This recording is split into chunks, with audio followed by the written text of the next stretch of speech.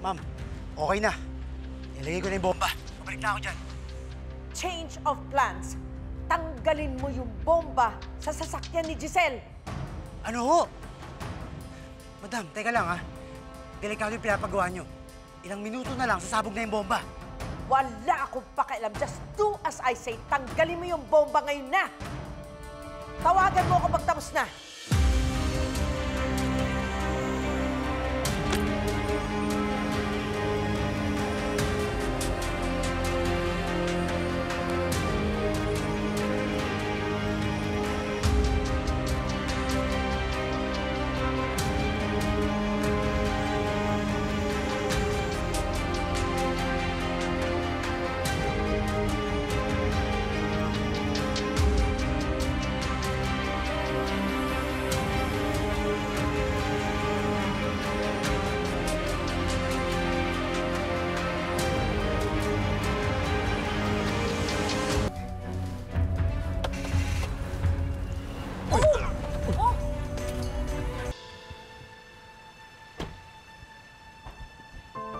Kuya.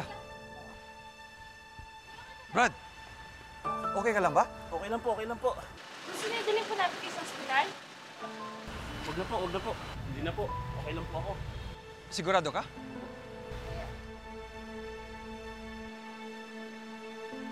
Okay ba talaga siya? Nakakalakad naman ah. Okay na daw siya.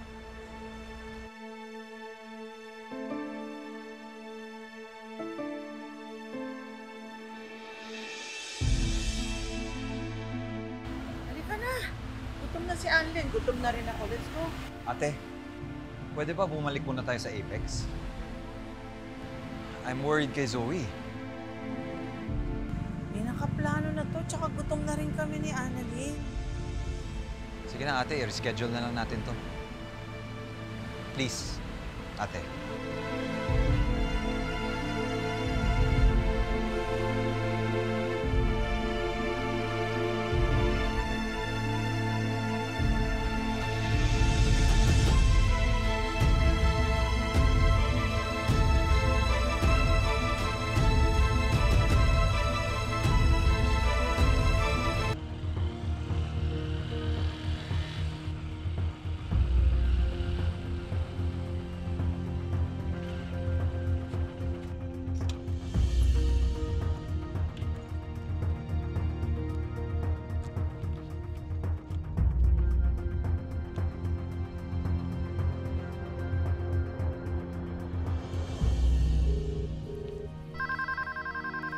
Gilbert, ano nangyari? Hello, madam. Okay na po. Naalis ko na yung bomba. Buti nagawa ko ng paraan. Wala akong pakialam. Just do as I say. Tanggalin mo yung bomba ngayon na. Tawagan mo ako pagtapos na.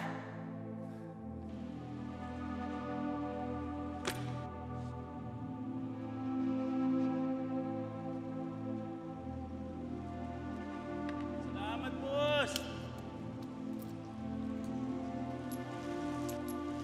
Bossing! Bakit, boss? Gusto mo bang kumita ng malaki pera?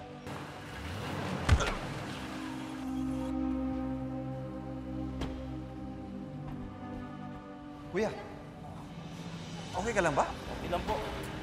Kasalanan ko rin naman, di ko pa nakita. Huwag na po, huwag na po. Gusto mo dalhin ka namin sa ospital? Huwag na po, huwag na po. Hindi na po. Okay lang po ako. Sigurado ka? Naitapon ko yung bomba bago sumabog. Yun nga lang, may mga nadamay. Salamat naman. Mabuti hindi ka napahamak. Pero huwag ka munang uuwi. Diyan ka muna at makibalita ka. Sige po.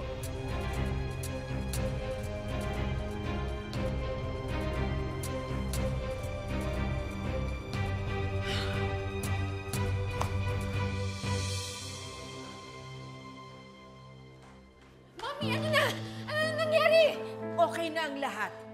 Wala na yung bomba sa kotse ni Giselle. Ligtas na ang daddy mo. My God, thank God. Thank God.